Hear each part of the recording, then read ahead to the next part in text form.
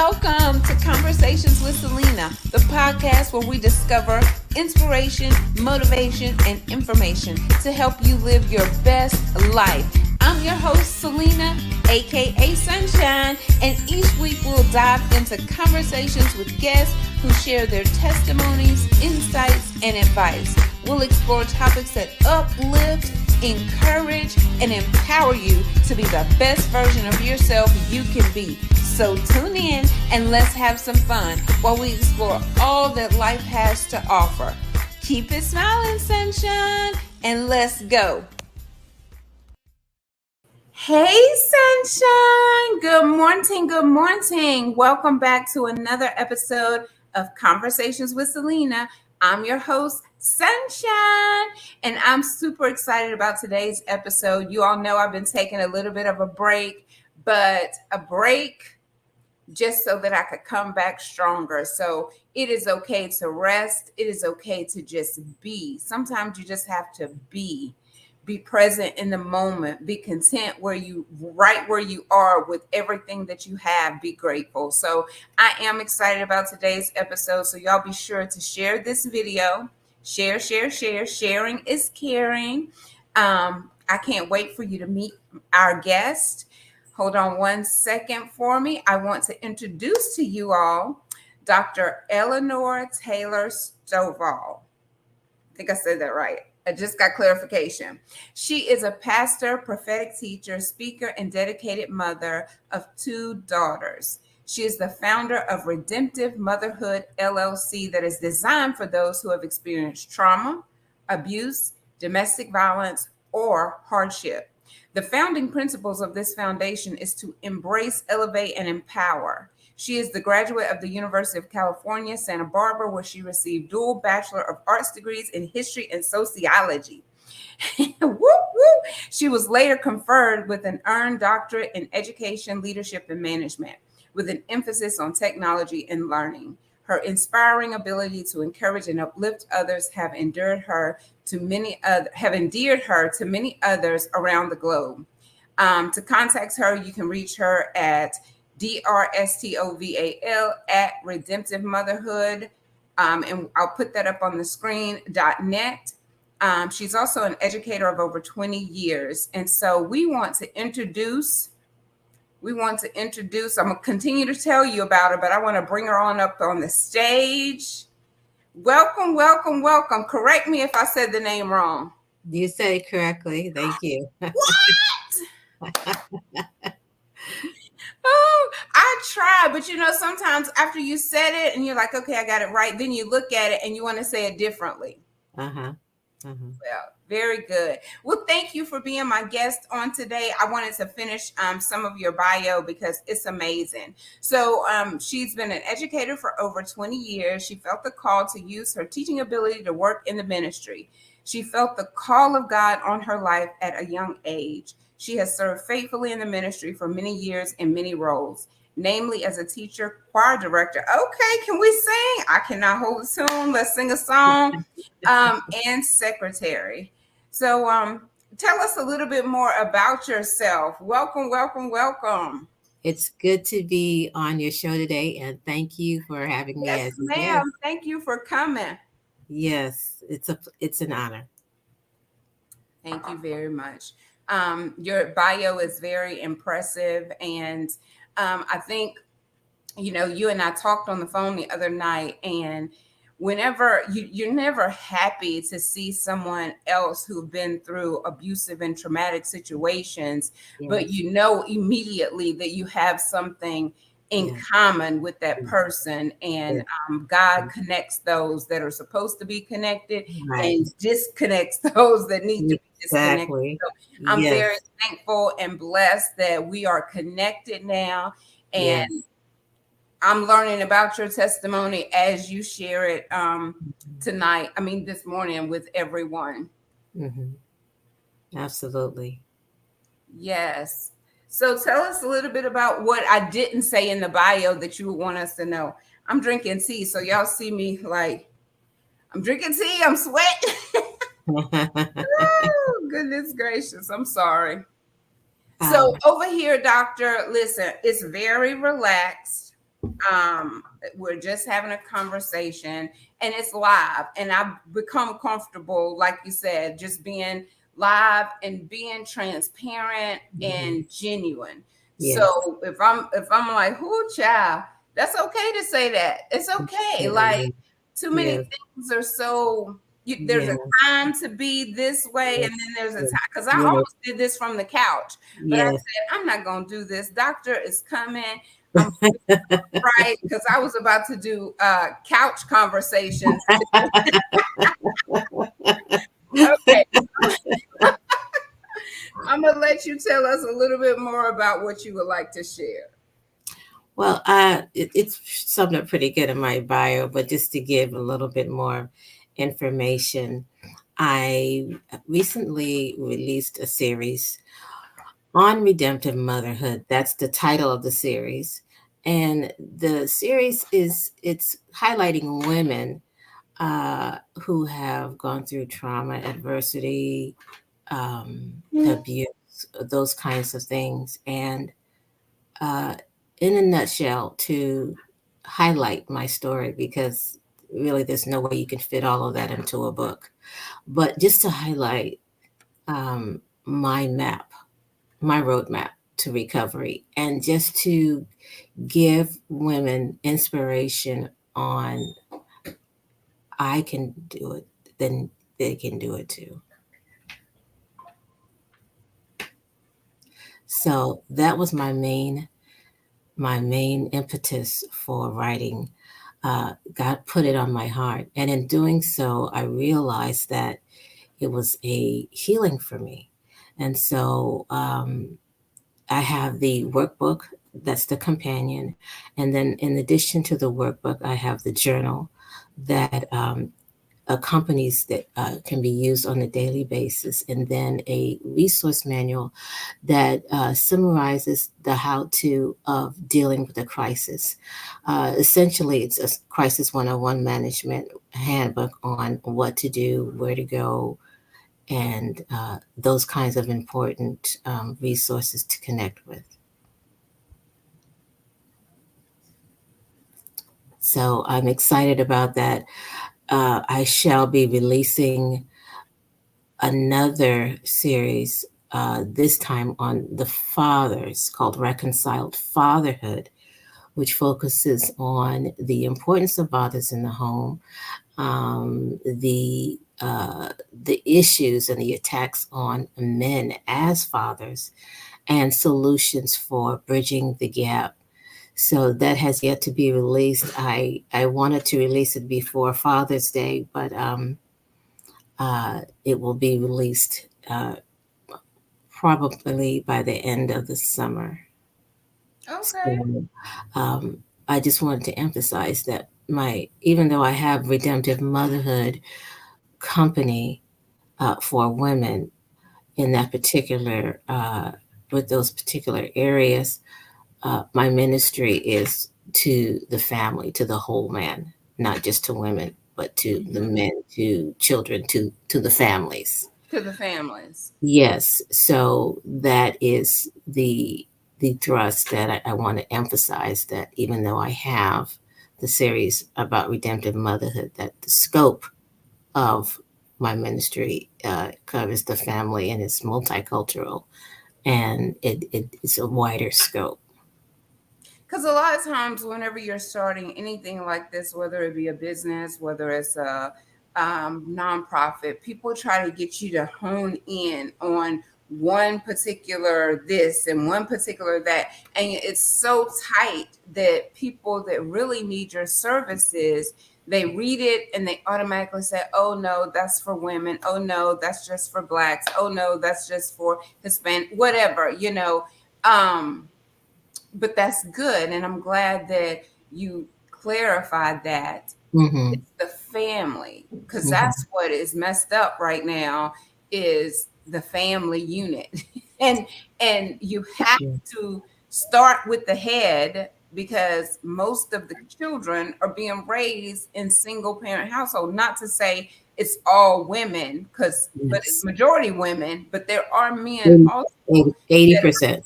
yeah, there are men that's also raising Mhm. their children. So that's Thank very good that you. it's the family unit.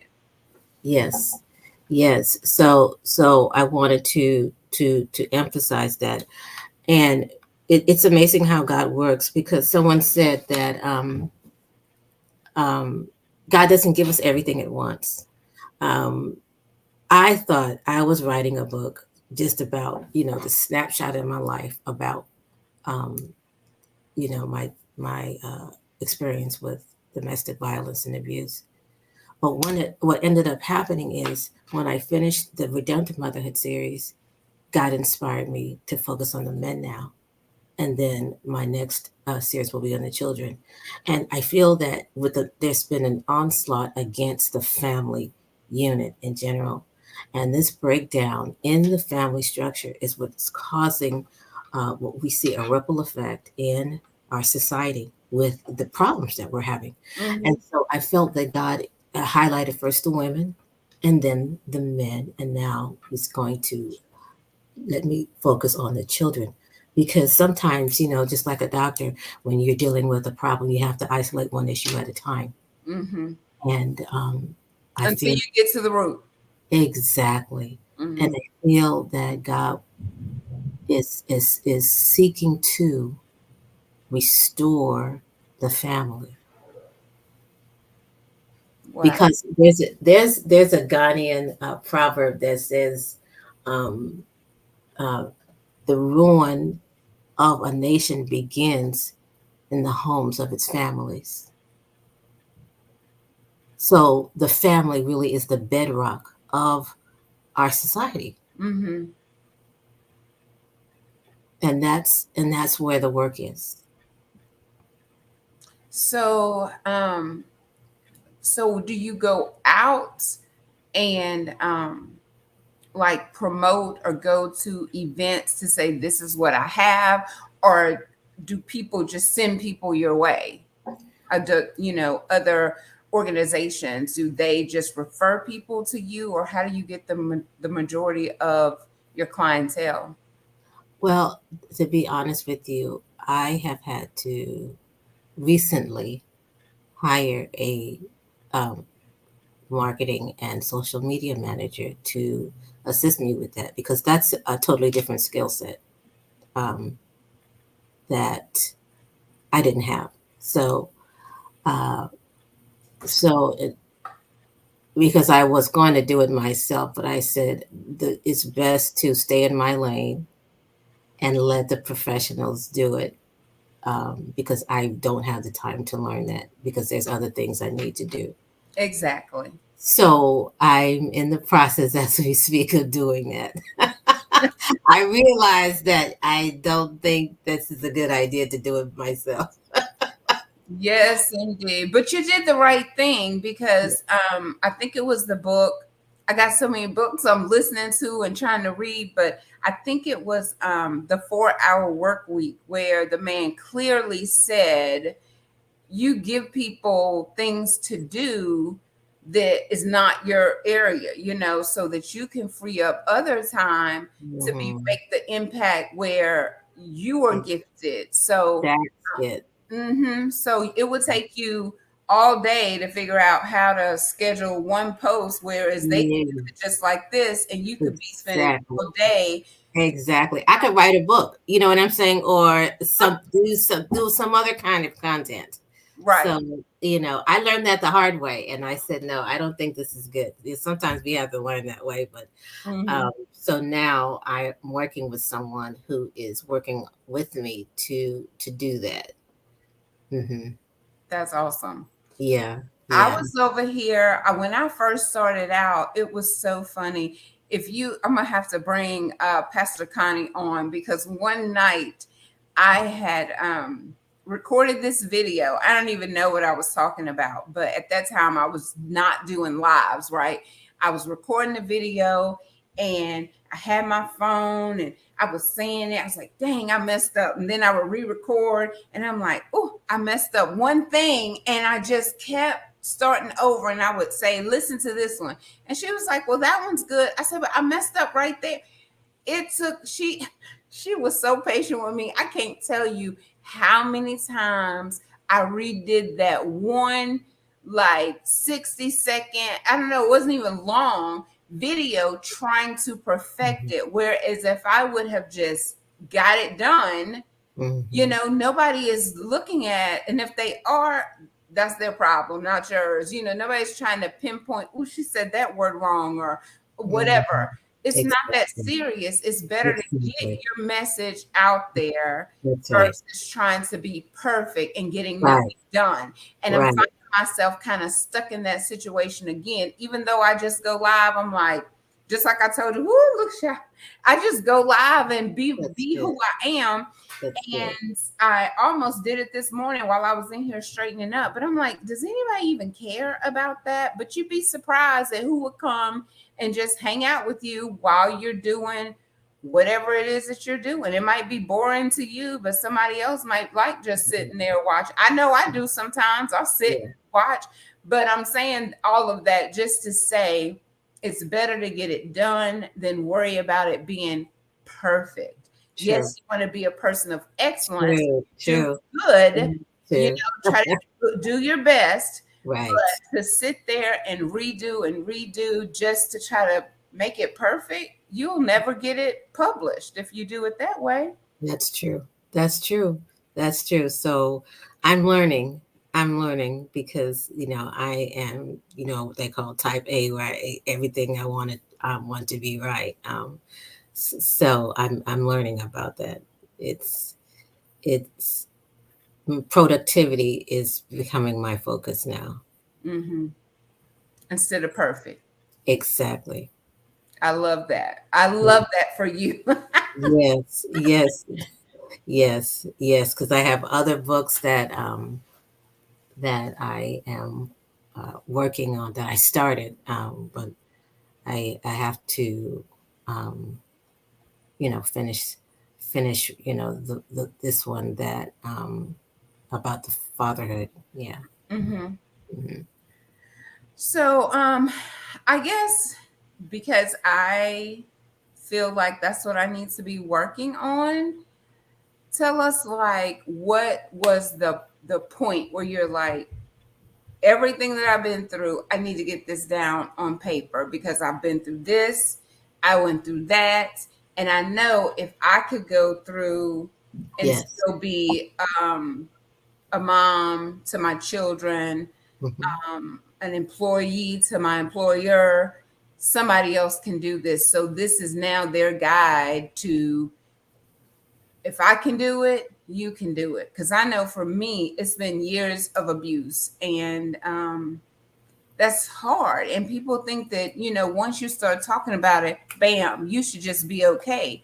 It doesn't happen just like that. I mean, it is truly a process because you've Hmm. lived in that for so long, you've been through that for so long, that trying to live what people would consider a normal life, it's kind of hard. You have self-esteem issues, you have relationship issues, you have all kinds of things behind this trauma and this Yeah. abuse. Yes. Exactly. Exactly. Exactly. So for me, my process was I felt God impressing upon me that I needed to tell my story for someone else to benefit from it and to uh, make the next step. Mm-hmm.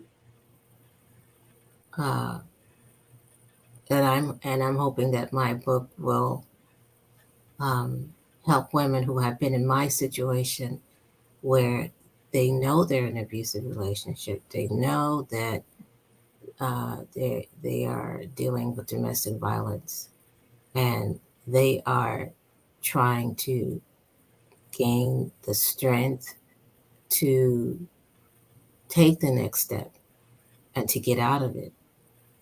And just that alone is a process. That alone, because if people think that it's just easy to just leave, It's not. It's not. yeah, you can't always just leave. Sometimes even if you leave, you go back, and then you leave again, and then you find yourself back. Um, but if you've never been through it, you don't really understand it. And I believe some people are in abusive relationships and they'll look at you and say, I don't know why you just don't get out of it, because yours is physical and emotional and Yeah, theirs could just be emotional. And just exactly. because they're not getting that physical abuse, Hmm. they don't recognize it as abuse. Exactly. Exactly. So that's a key. But so God kept impressing upon me that I need to tell my story, because anybody who knows me knows that I'm a very private person, and I don't talk. I don't like to talk about my personal business, but I felt God saying, "This is more than about just you." And and what He showed me is that we are not here for ourselves. You know that what we do can impact someone else's life. Mm-hmm. And so that gave me the impetus to write. And so I started out slow, like a trickle, and it took me over a year, about a year, to write the book, because when you're writing this and you are recalling memories, you're thinking about, it feels like you're reliving the trauma again. Mm-hmm. And sometimes I would have to put it down and take it back up again, because you feel like you're living it all over again. So this was like a period of catharsis for me, where I was uh, getting it out, getting it down on paper, and in the finality of it, it was a healing for me. It's like a sense of closure. So everybody's process is different as far as writing, but the key is, as long as you do it, you recognize that you do have a story, and it's important to share it. Now, some people, writing may not be their way of doing it. There may be art, it may be dance, it may be um, any other artistic format. But the key is, I feel it's important to tell your story, because I feel that someone can be blessed from it. They definitely can. Um, and it is different for everybody because Mhm. I was a co-author, and I know my listeners probably have heard this numerous times, but we were given 10 pages that we could write. I think I probably got down one. And I'm like, you know what? This is my one. Nobody knows this one had me on the ground, on the floor, snotting and crying, and then to tell it on paper is so different than verbally telling it. Because it's like to see it in that black and white is just different. Knowing that Yes, it's printed, knowing that yes, it's going to be there, it's in so many different people's hands. mhm, And once it's out there, you can't take it back. yes, These videos, you can kind of take them down, maybe before somebody do a screen record of them. But pen and paper, when it's written down and published in a book, and it was just so hard for me to get that out. And so my story was not that long that I shared, and it was basically how Conversations with Selena came about. But now it's time for me to write with more detail. um, but God is going to have to bring it back because I've suppressed so much for so long. And I was private. Some people call it secret. Some people call it sneaky. Whatever you call it, it was dark. And anytime you keep it all to yourself, you're hiding it and mhm, it's in the dark. But mhm, once you expose it and shed that light on it, like mhm, you said, it is a healing for you. mhm. Okay. And it's a freedom that is so hard to explain. That's Yes. why now I say it like it's general conversation when I tell somebody, child. I mean, because now I could say it, and it's not like I'm boohooing with it every time. Now there's gonna be times, like Exactly. you said, you're writing, you're thinking about it, Yeah. and it just kind of hits differently, and then you Mhm, got to stop and put it down. But there's times I could just say, "This is what happened," and somebody might be like, You don't seem bothered, baby. I've been bothered for so many years. It's time to be unbothered. Exactly. Exactly. Exactly. And it's amazing how, as we talk about it and are transparent, uh, the more we do it, it's like a healing for us. Mm-hmm. And some people may not want to hear it. And so it's like, it's okay. You don't have to be around me. You don't have to listen. You can keep scrolling. But this is my journey. This is my Mhm. healing. And nobody can tell you how to do it. We can just say, this is what I did to help Mhm. me heal. Right. Maybe you can um, try some of the same, try some of the same things. Right. Right. And another point that I want to get across in my that I wanted to get across in my book was the fact that, um, even though there's legislation and programs for women dealing with domestic violence or abuse, for the most part, at least in my experience, you feel that you're isolated, and you feel that you're alone, and you Mm-hmm. feel that, somehow this was your fault, and so there's a sense of shame that's associated with this, and so you are feeling like you are part of the problem, and so I wanted to get the message across that, um, what you went through is not necessarily your fault, and your feelings are valid, That's right. that you are important, and you do matter. That's the truth. You do, even though you know that there's other women, people that you're attached to, connected to that have been through it. But there's something about when you going through it in your mind, you feel like nobody is responding the same way that you are. Hmm. You're weak because you're not leaving. Hmm. You're Hmm. all these things that just go on in your own mind to make you feel like you're by yourself, and um in the whole world seems like it, because you just stay in the house sometimes and Exactly. don't want to really see anybody, deal with anybody. You Right. just you don't even want to deal with yourself, because dealing Yeah, with yourself means that exactly. you're going to have to think about it, do self examination, even though it wasn't your fault. It's a process, because you have to forgive others, Yes, love them, and you have to forgive yourself and love you first. exactly. Exactly. So that is the major message, because in my own experience, it's almost like you're suffering alone, Mm-hmm. you know. Yeah, I do. There's a there's a double standard, for lack of a better word, where it's like, we're good at putting up, facades that everything okay when everything isn't okay, Mm-hmm. just to keep up appearances, Keep up appearances, and for what?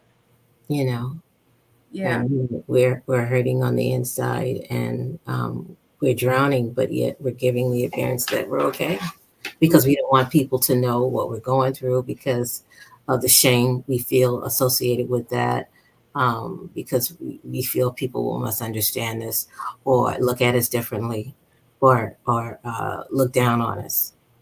Um, so we mask our pain, and Mm-hmm. we put up the image that everything's okay.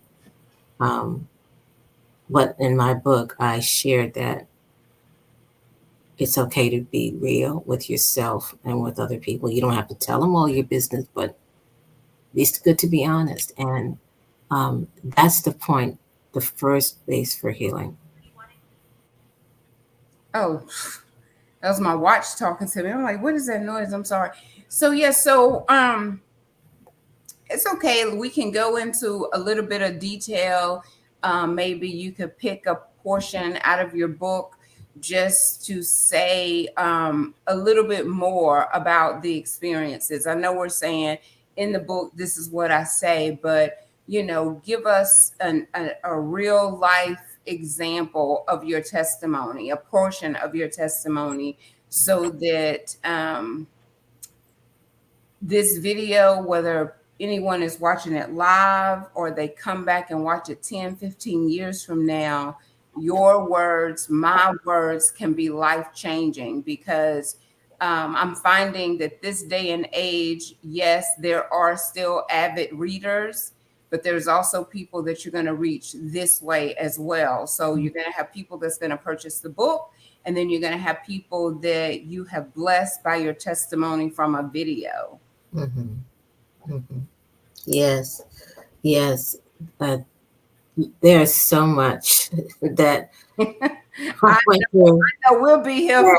I know. And even to write my book, I had to be very selective because you can't sell it all. But I can give you highlights. Okay. I was married to a narcissist, and in the classic sense of the word. But ironically enough, though, I did not realize this until years later, after we were divorced, and I was going through therapy to help me process through, navigate through all of this. What led to that was that he was living a double life, and he was spending a lot of energy to cover that for me. And I discovered that he was dealing with other women, having relationships with other women. And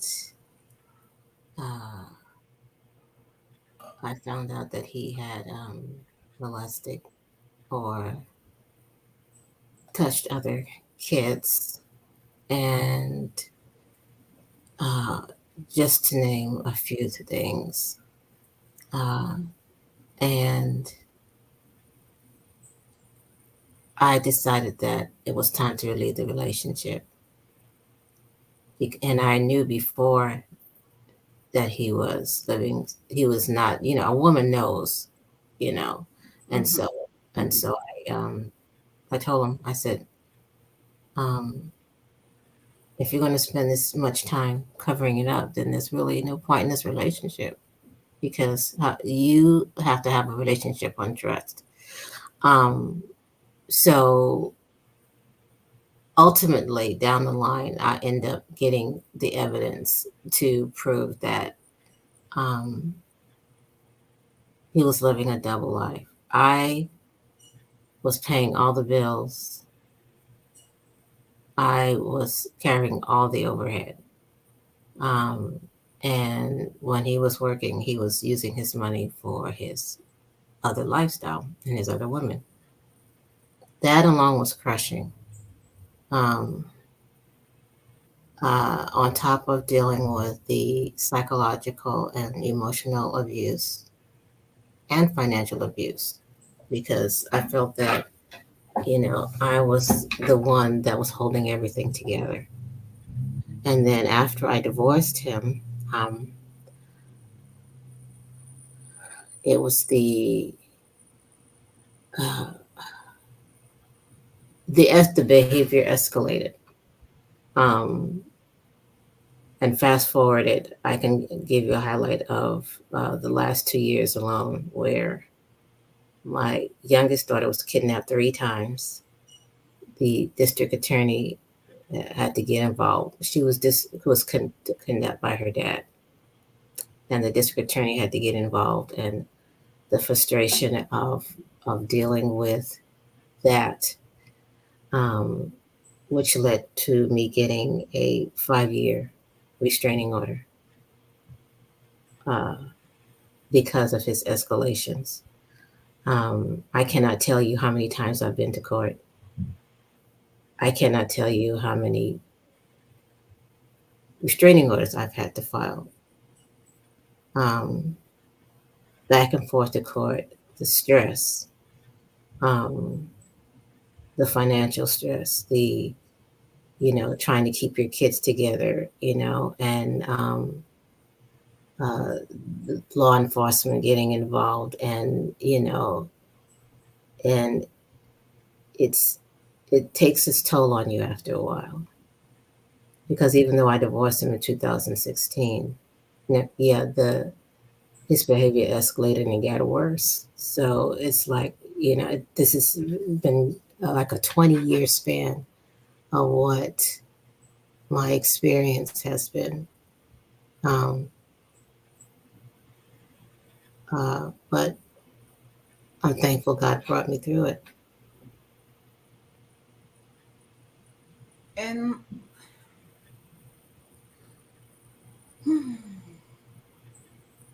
that's a lot to process. And even though you condensed it and pulled out just a portion of it, that portion alone is very hard. It's very hard to know that you've committed your life to someone and their life is committed to covering up their double life and the women and the children.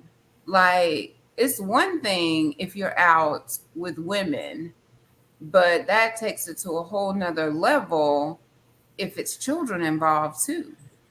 Yes. So I Yeah. did hear you correctly, right? Yes. Mm. Yes. Yes. And that was crushing because you feel that everything is a lie. Mm-hmm. That's crushing. And you feeling that you have to start at ground zero all over again. All over again. That is crushing. Mm-hmm. Um, and but what helped me to actually leave, I felt God saying, "You're not doing this for just you. You're doing this for yourself because your daughters are watching you to see. Mm-hmm. Because if you stay, they're going to grow up thinking that it's okay That's okay.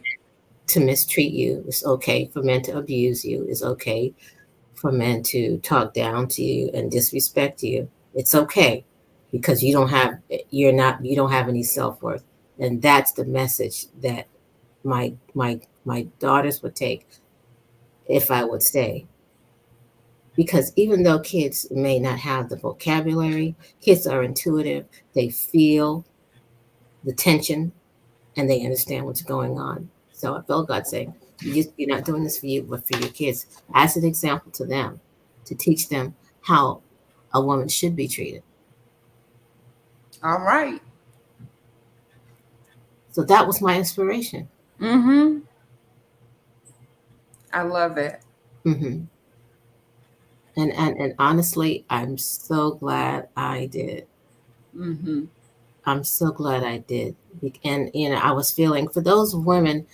I just want to pause and interject here. For those women, you feel that you're stuck in an abusive or domestic violence situation. You feel that you can't get out, and you feel that you have no hope.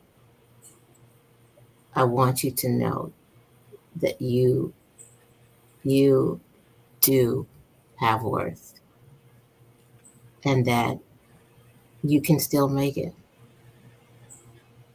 I had to start over again with two young kids by myself.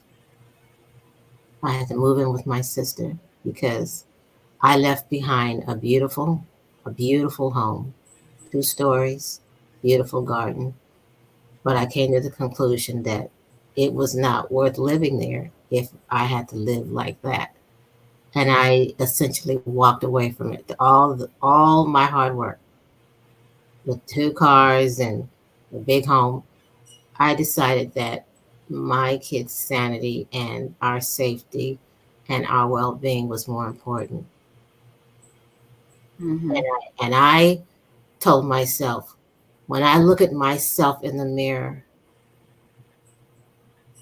I don't want to lie to myself and say, because the first thing I'm thinking is, why are you still here? And you know what's going on.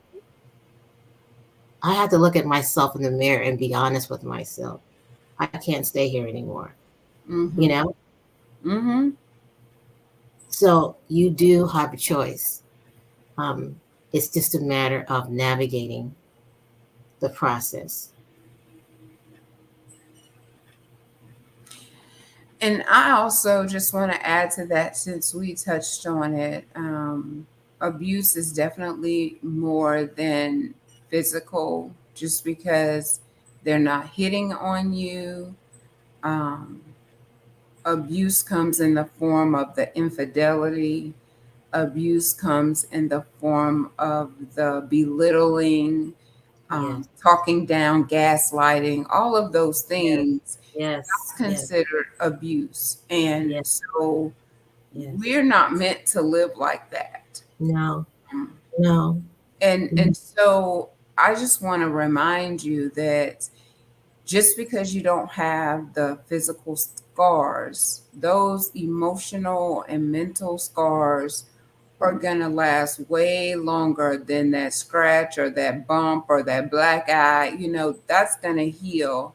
That other stuff, it's going to take work, Yes, years of work for you to recover. yes, So if you're able yes, to recognize that, like if yes, you're sitting here and you're watching this and you're just thinking about, you know, the words that's been said, the actions that's taken place, if it's not the happy, healthy home that it should be, evaluate, do a self-examination, ask yourself some real hard questions, exactly. and just know that there's help out there and that you are not alone. Exactly. And that's the reason for me writing this resource manual. And another reason why I wrote this was because I wish I had this resource available when I was going through my trauma. Because even though we do have social programs, everything is disconnected, and you have to figure out where to go to get the help that you need. And so um, it's a very short book, but it's a summary, a how to on what to do, where to go, safety plans, practical how to on the next step to take after you make your decision. So, um, because it can be very intimidating when you feel like you're stepping out and you don't know what to do, you don't know where to go, you don't know who to connect with, and so this makes it a little undaunting or uncertain, where I can go here for help, or I can connect with this resource. So that's the intent, because it's always easier to handle situation when you have more knowledge. You're right. um, there was something that I wanted to add to that. I felt like it was about the resources, but I wish I would have had, more resources that were connected, because they are disconnected and you don't get it all at one time. And you find out years later as you're having a conversation, oh, you should have Exactly. went over to so and so, should Yeah, have, could yeah, have, does yeah, not help me now because I had to exactly. go through it the hard way. I Exactly. listen, learn, and bumping my head and running into brick Yeah, walls and feeling that's it. alone and wanting to give up. And, oh, it was the financial part that I wanted to say, because Mhm. sometimes we get married and we so got the Google eyes and all this kind of stuff. And the man's like, oh, you don't have to worry about paying any of the bills. I'll do that. And when they get divorced 20 years later, 25, they don't even know where to go pay the light bill, the water bill. They don't even know who the company is, because they haven't done any of that. And so a lot of times women will lose their identity in a man. or in a household, Mhm. not doing anything for themselves, just strictly for the house, for the husband, for the kids. And Mhm. then if it ever separates, or if you all ever separate and divorce, it really is like starting over from scratch. And that's no fun and that's no good not to know anything or how to do, or you haven't worked. And that's why it's important to maintain some independence for Absolutely. yourself. Absolutely. Because I think a lot of times in that situation, when you do get older, you look back and you have regrets. You know, I should have finished school, or I should Mhm. have followed my dreams to do whatever. So that just made me think about it. Something that you said with when you had to leave your home, at least you knew how to start over. Some people don't even know how to start over. So that is very good that you have that resource available of the how to Yes. take that Yeah. next step. Yes. Because that takes away from the fear of starting over again. Hmm. Yes. Knowledge is power. That's the truth. Hmm. You can Hmm. move better Yes. when you know better. Yes. Yes. So the upshot of the book is how to take what you've been through, t- turn it around, transform it, and use it for something positive that will empower you and propel your future. Hmm. Take that pain, turn it into Mhm. power for your Yes. purpose. Yes. Yes, Yes. yes. Use it for good. Use it for good. Mhm. Something that you thought for so long was no good. Like it Mhm. was no good for so long in your mind. You were no good. Your Mhm. situation was no good. The people that Mhm. did it to you were no good. Yes. And Yes. so you take all that no good, because all things are working together for your good. So you Yes. take that all no good, knowing that, Mhm. hey, it may have happened, That's but right. look at where I am now. Sometimes I look back and be like, "Ooh, Lord, look how far you done brought me." And it's amazing when I look because this idea started as a seed that got planted in my heart, and how he has expanded it. It just amazes me how God works, you know. I Hmm. like that scripture from Genesis, where, after Joseph was reunited with his family, and he said to them that you meant it for evil, but God meant it for good. God was able to turn it around and use it for good. So that's my mindset, that God can take any situation and turn it around and use it for our good.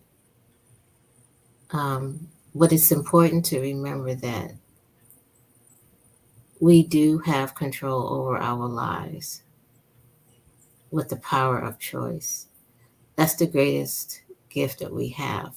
We have the power to choose. Hmm. So we can use that for our good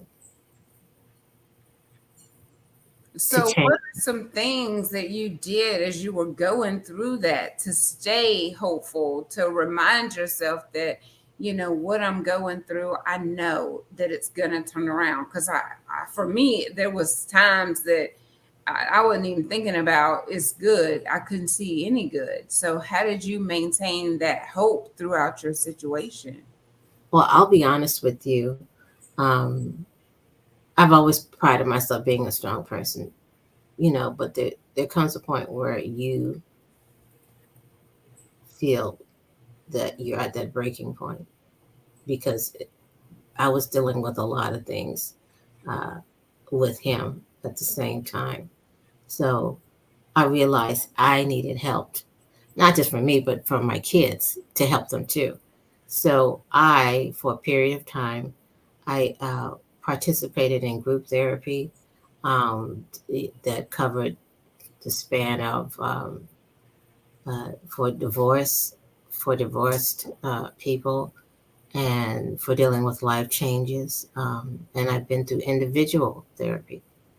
And a lot of people have reservations about therapy, but the the bottom line is that um, sometimes we do need it, and we need to be open to the prospects of getting the help that we need so that we can move forward with our lives. Because what therapy does essentially is that it gives you perspective on your circumstances, and it gives you like a toolbox and coping skills that you can use to build a better life for yourself. And so that's how I like to see therapy. Therapy is was one of the major factors. In therapy is where I discovered that I was married to a certain narcissist, because I did was not even aware of that.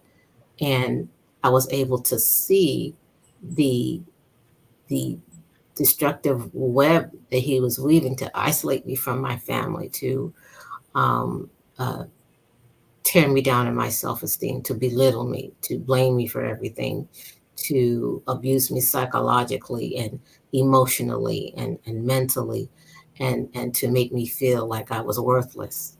So therapy was a huge factor. The second thing was um, having an outlet. My outlet, one of them was writing, and the other one was gardening.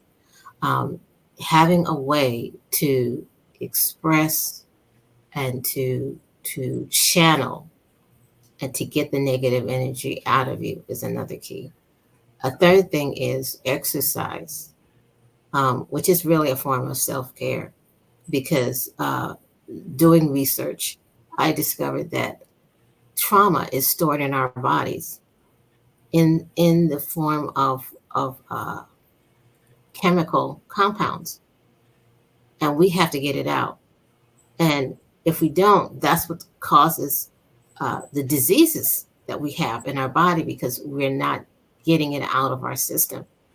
And healthy eating, those have been huge. Another thing is dream again. Um, because when we're in a situation, all we can see is what we're going through right now, and we feel like we have no hope and things will never get better. But when we have an aspiration, a vision board is what I used as a point of contact for me to visualize, where do I want my life to be 5 years from now, 10 years from now, and work towards that. That way, I'm taking my eyes off of where I am right now into where I envision myself to be in the future. And that causes the mind, it shifts the subconscious to seek solutions for that. Because whatever we have our mindset on, that's where we're going to gravitate to.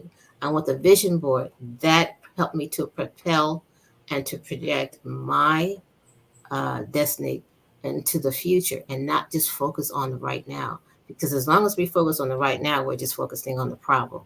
And we want to always have a mindset of, I'm working towards something, I'm moving forward. And so those are the key things that I did to empower myself. Well, I love that every last one of those steps. And I believe if you've been working on yourself in any capacity, all of those things apply. Even if you have not been in an abusive situation, whatever it may have been, all of those things apply. Therapy, exercise, healthy eating, vision board. I think that could really apply to all of us, really. And I also need to add the element of community, which is huge. Mhm. And the reason why I say this, because I've always been a private person, but it's amazing how being a part of a community helps in the healing process. Because it's true, we draw strength from each other, Mhm. we gain perspective, and it's almost like you have the feeling that you are not alone in this by yourself. And that is a key role in healing and recovery. One thing that I was thinking that and you may have hit it and maybe I missed it, I'm not sure, but how did healing, the process, help that element? How did the element of healing benefit your healing process? Did I say that right? Okay, can you repeat that? No, what I'm trying to say is I was expecting you to say something about forgiveness. So if you did, Yes. Yes. forgive me if I missed it. That is huge. And that Yes. is a I was key trying factor. to ask you, how did forgiveness play a role in your healing process? Um, Because I was trying to recall, did I miss it? yeah. And I'm glad you brought that up because that I struggled with that because I felt that if I was wrong, I have a right to feel this way. And what God showed me is that, we heard the saying that um, uh, unforgiveness is like drinking poison and expecting the other person to die. Mm-hmm. Of course, that's not true. Um, but I felt like I had a right to. But God showed me is that forgiveness takes control away from the perpetrator and causes you to be in control again. Because as long as we hold on to unforgiveness, we are literally handing the power of our life over to someone else. Mm-hmm. And God showed me that. And I said, I'm not going to live like this anymore. Because as long as we hold on to the unforgiveness, we're holding on to the past. We're holding on all that excess baggage. I have a right because of what they did to me. So we are chaining ourselves to the past with unforgiveness. And what forgiveness does is it gives us a sense of closure. It happened. It's over with. It's done. I'm moving on now. I'm moving on. And so that's how I interpreted forgiveness because we have to understand that forgiveness is not a feeling, it's a decision. We forgive because we choose to. Mm-hmm. It has not it doesn't have to do with emotions. It's a decision, a choice that we make to forgive and to move on with our lives. And we're not doing it for the other person, really, we're doing it for ourselves. We definitely are doing it for ourselves. And that's what I realized. And when I realized that, that was the key factor in setting me free from the pain and the baggage of the past. Mm, Because as long as we hold on to unforgiveness, that gets a legal right to destroy our lives. a legal right. Yes. So Break that forgiveness. contract. So forgiveness Mm-hmm. shuts the door to Yep. the past. Mm, It's done. It's over. Now moving on with my life. That is freedom. mm-hmm. That's freedom, and that's That. real power. That's real power. Mm-hmm. Ooh, Lord, that's a good one though, because it's like every time you continue to hold on to it and every time you repeat it and every time you say it, it's like, I don't know, it's like you're bringing it up and living that same thing over and over and over. And it's like, okay, when they did it to you, that was on them. But now you Yes. are doing some self-inflicting type of pain by You're leaving it. perpetuating it. You're Yes, perpetuating it. you are, Because you and have then some you're people, repeating it. exactly. Because you have people who are dead and gone, people who are holding grudges against people who are dead and gone in the grave, and you're still holding on to it. And why? And why? And I believe that some people have gotten so comfortable living there, they want to get out, but they don't know any other life. They wouldn't know life in the light because they continue to repeat and replay and live there. So, And that's why, uh, for to a large degree, some people get stuck because they choose not to let it go and close the door with unforgiveness, with forgiving, mhm. forgiving. And I told a friend this the other day. Forgiveness is a gift that we give. It's a gift, and so that's the greatest thing we can do. And the gift is to yourself. Exactly. Yeah. They're Ex- benefiting from it because you've released them, but the main person who's benefiting from it is Yes, you. So, and it's true. It's true. There is a freedom. freedom. There is a freedom, and there is an increased sense of self-esteem. Like I am in control, And and when also pray for them. it's Like when you forgive them, if you start praying for them, you might start out rolling your eyes like, oh Lord, I don't really feel this right now, but this is my instruction.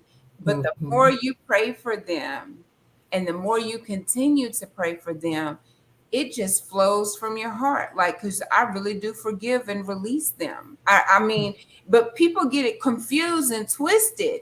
It's like they believe because you say, I forgave, then that gives them access to you again. That's not what that means. Just because I forgave you does No, not mean you no. have unlimited access or access Mm, at all. yeah, I just exactly. released you from it because I That's it. need to set myself free. That's it. That's it. Yeah. And they'll be quick to say, oh, but I thought she said she was a Christian. Hmm. Come on now. Hmm. Let's not start that. Well, it's called boundaries. Exactly. Boundaries. It's And called we need to boundaries. learn them and set them. Hmm. Hmm. And people are not going to like you when you start setting them. Hmm. They're not Hmm. going to they're not going to recognize that person. Like, who is she? Who she thinks she is, you know? I'm a person with boundaries who loves myself, who has forgiven myself, and Right. choose to live in peace and Yes. freedom. Exactly. Hmm. Exactly. Exactly. Um, it's healthy to have boundaries. It is very healthy. It's necessary. Hmm. It is necessary. It is. And so the books that you were telling us about, where are we able to find them?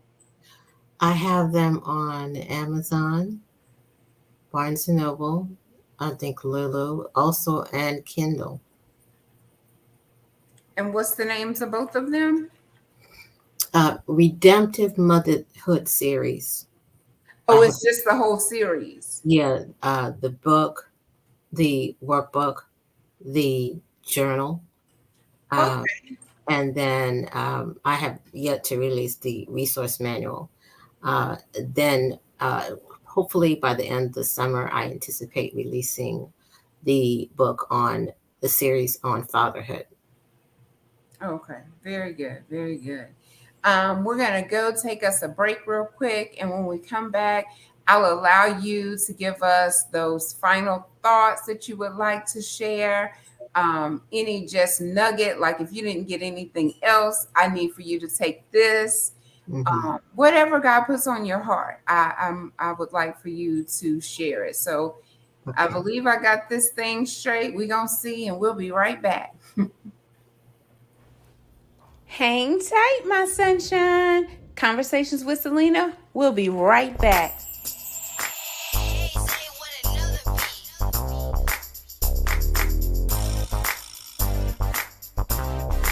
Hey, sunshine.